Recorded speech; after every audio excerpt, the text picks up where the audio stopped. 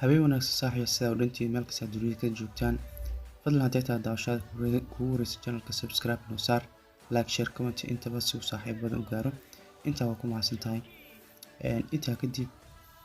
waxaan sii horumarinayaa shaxda berri haddii la yiraahdo oo sabti ah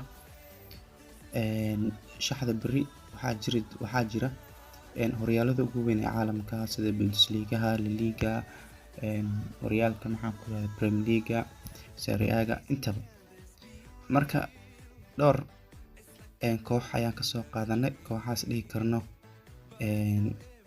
way kuwa ugu macquulsan horta ma jecli kooxaha waaweynka xaqiiqdii kooxaha ayaanta waxaan tumeynay kooxaha yaryar ee la aqoon ayaan tumeynay dhammaan ugun ayaanu soo bixisay muddo usbuuca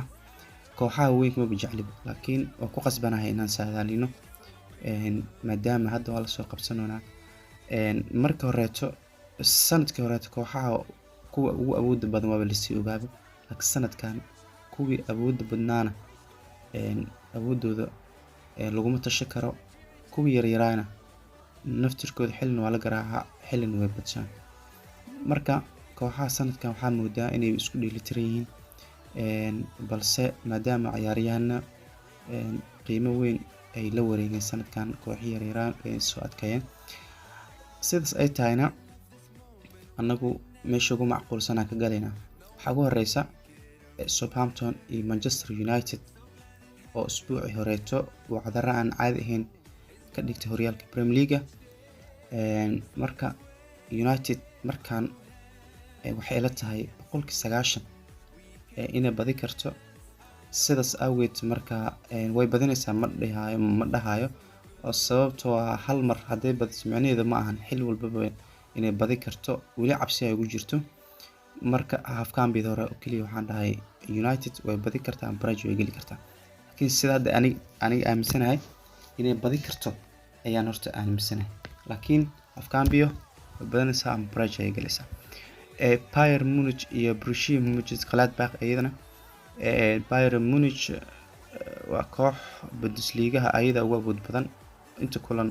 ay hadda ciyaartan way badisay marka kama shakiinayna ayadu horyaalkan ayada qaado muddo 10 sano ka badan ay qaadaysaa sida ay la tahay hadaan qaldaneen marka Bayern Munich si toos ah waxaan dhahnay shaxdeen waxay sheegaysaa inay badinayso wayna badinaysaa marka waxaan dhahnay way badinaysaa toos waxa ku soo hartay Chelsea oo sanadkan galab iska ah iyo Leicester City oo iyadana ka liidaneen marka Chelsea halfkaan bid horeeto waxaan u doornay inay badi karto ama barrage ay gali karto halfkaan bid ciyaarta oo idil waxaan u doornay inay badi karto ama barrage ay gali karto marka double chance ay saas noogu saaran tahay Liverpool oo xanaaqsan kama shakinayo markaan Liverpool way badinaysaa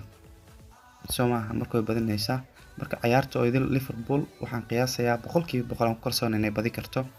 Manchester City Crystal Palace sanadkan lama dhayalsi karo marka Man City way badi kartaa barrage way gali kartaa sidaas awgeed Crystal Palace waa koox dhib badan waxaan u doornay Manchester City inay badi kartaa barrage gali karto waxa ku soo hortay Arsenal oo sanadkan dab yarshadeenin oo inta kulan la soo dhaafay si ay tahay inay badisay Fulham oo hadda ka hor Liverpool ayadana la soo gashay barrage ayadoo wiliba away ah xoogaa cabsi ay hayso oo sida hore idinku sheegnay kooxaha lama dhihi karo way badinaysaa oo badin lama dhihi karo cabsi ay ugu jirto wali marka Arsenal sidaas ay tahay ayadana double chance ayaa saaray iyadoo gurigeeda joogto ciyaarto idil Milan iyo Bologna Milan waa koox awood badan saas ay tahay waxaan Serie A ugu iska dhibadin xilliyada qaar ilmaha yaryar marka qaar waa kooxaha weyn way ka badshaan marka Milan ayadana waxaa dhaanay way badinaysaa barrage galaysa ciyaarta dhin Sports Club Portugal oo ka dhisan horyaalka Portugalka waxay ku jirtaa kooxaha ugu awoodda badan ee ka ciyaara waa ku kalsoonahay 100% ku kalsoonahay waxaan u dooray inay badi karto ciyaarta idil Benfica oo iyadana ka dhisan isla maxaan ku yiraahdaa horyaalka Portugal ayadana waa koox awood badan inta 100% way badisaa sidaas ay tahay maadaama away ay tahay waxa u dooray ayadana inay badi karto ama barrage ay gali karto marka 9 kooxood waa sidaas idinka isha mariya waa 9 kooxood